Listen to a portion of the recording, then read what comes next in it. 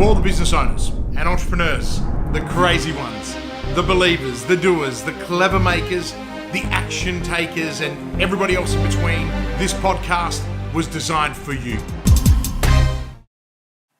Welcome to the Business Growth Mindset Podcast. I'm Kristian Livolsi, and I'm incredibly grateful to be here today and share this episode with you. In today's episode, I'm going to share with you three causes of dysfunctional boards and what can be done about it. Now, it applies to shareholders, corporates, CEOs, business owners, and entrepreneurs, and I know it will help you grow and flourish. This podcast explores how the demands of today are impacting boardroom culture through direct behaviours and group dynamics. Now, if you have a board or are looking to establish one, this is a great investment of your time. If this is your very first time listening to my podcast, welcome and thank you.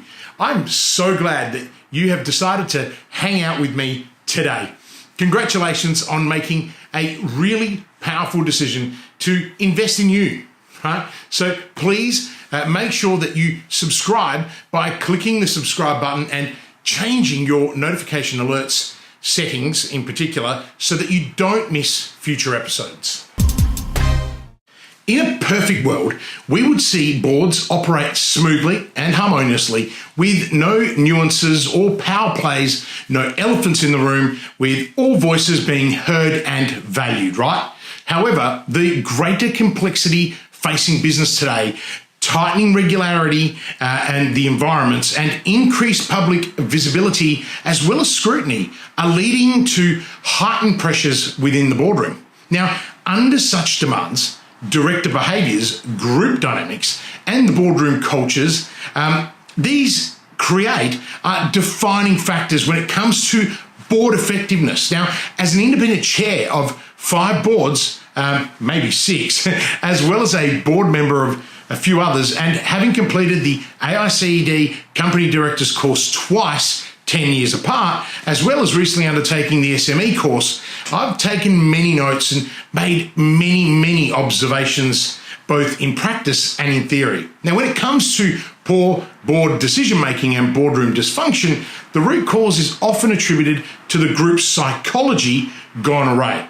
Now, many of the company failures that have made headlines in recent years can be traced to poor board decision-making, driven by dominant directors or executives and colleagues who remained, submissive onlookers, which is the root of poor boardroom culture.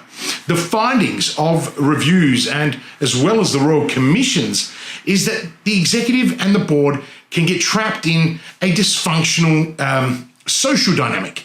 Now, this dynamic hinders good governance by constraining critical analysis, refocusing attention on the wrong priorities, ignoring actual risks, and limiting effective oversight by management. Dysfunctional behaviour in boardrooms is often difficult to understand as well as perceive. Now, it can be elusive and not openly acknowledged or even displayed. Now, in fact, such behaviour is rarely overt and dramatic, such as with raised voices, direct threats, and personal defensiveness, or even sullen silence. Rather, it plays out more subtly.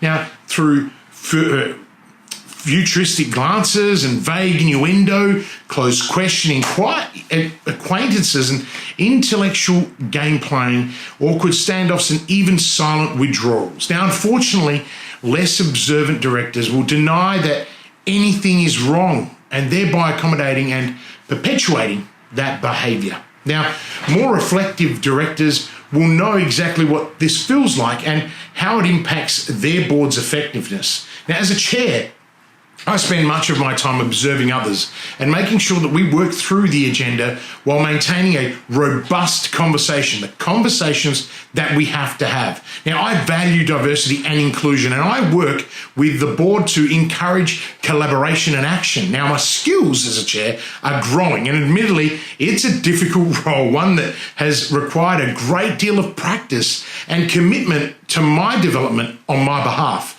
It differs greatly from the role of a board member.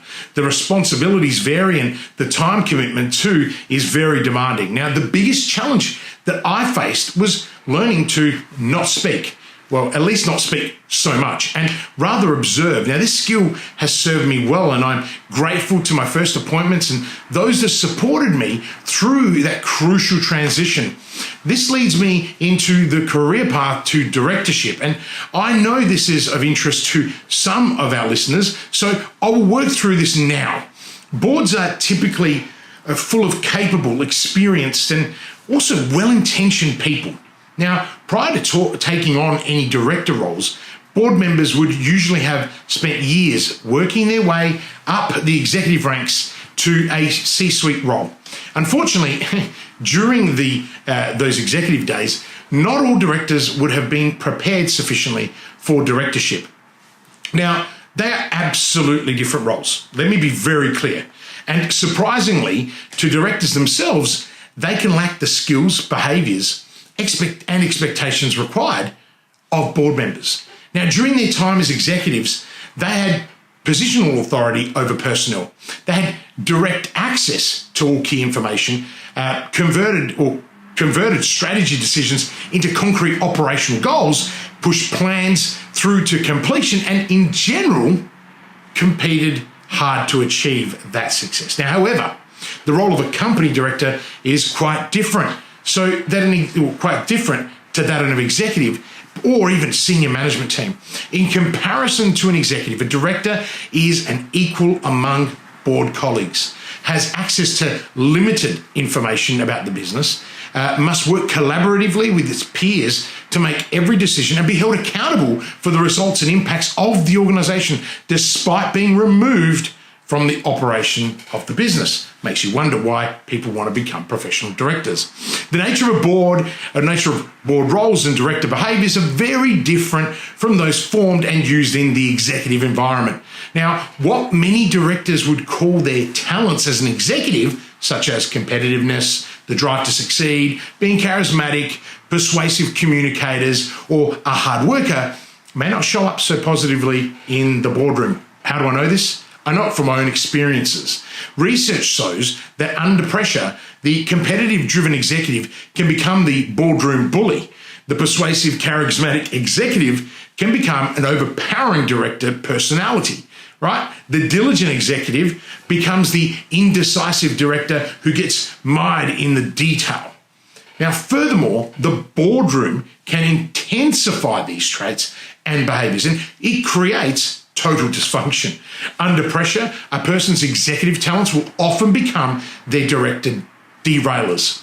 Okay, people gravitate right to what they've always done in the past. Now, many successful executives and leaders' skills are incompatible with those required in the boardroom. And as a consequence, when directors over-rely on such traits and behaviours, it is not surprising that tension and derailment can creep into a boardroom. Now, on the other hand, successful business owners often grow into great directors because many of them have invested in great governance practices, being responsible for implementing and driving good leadership and establishing thriving cultures to succeed. Now, they too need to invest in their education if they want to pursue a career in professional directorships. Now, I encourage all my SME advisory clients to actively become members of the Australian Institute of Company Directors and start with the SME Directors course. This is a great introduction to governance, strategy, as well as finance. Now, check out their website for more information at aicd.com.au.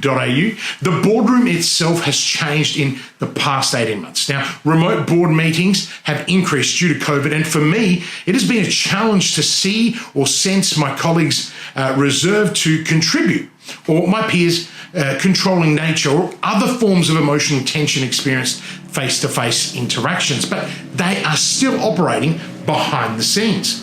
Now, in dysfunctional board meetings, the smooth politeness on the surface often opposes the turbulence that operates beneath. Now, generally, there are three causes of dysfunction driving ineffective board culture. Now, boardroom culture is the product of individual behaviours and beliefs that are repeatedly, collectively over time. Now, culture and group dynamics affect the way a board communicates, analyzes problems, and makes decisions. So the three common causes are bad behavior of individual directors.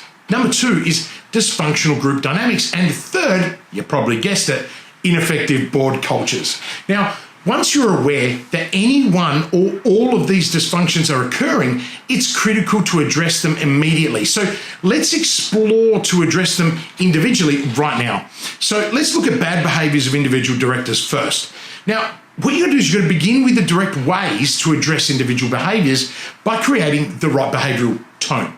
Now, clarifying expected social rules as well as surfacing inappropriate conduct. Now, for example, social rules like everyone has a turn to speak and listen before you respond will go a long way in promoting group effectiveness if they are reinforced. Now, remember, you have to reinforce them. When the standard strategies don't work, using skills associated with crucial conversations combined with positive peer pressure can be very powerful in curbing disruptive behavior. Now, the other issue, number two, dysfunctional group dynamics. Not addressing difficult behavior of individuals will trigger reciprocal reactions from others. And this, over time, establishes a group pattern that we refer to as boardroom dynamics. Now, these patterns operate below the level of people's awareness, and it can be really difficult to uncover.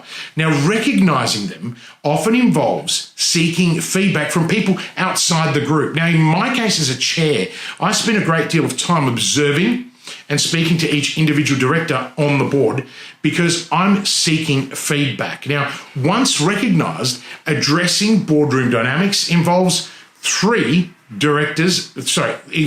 steps.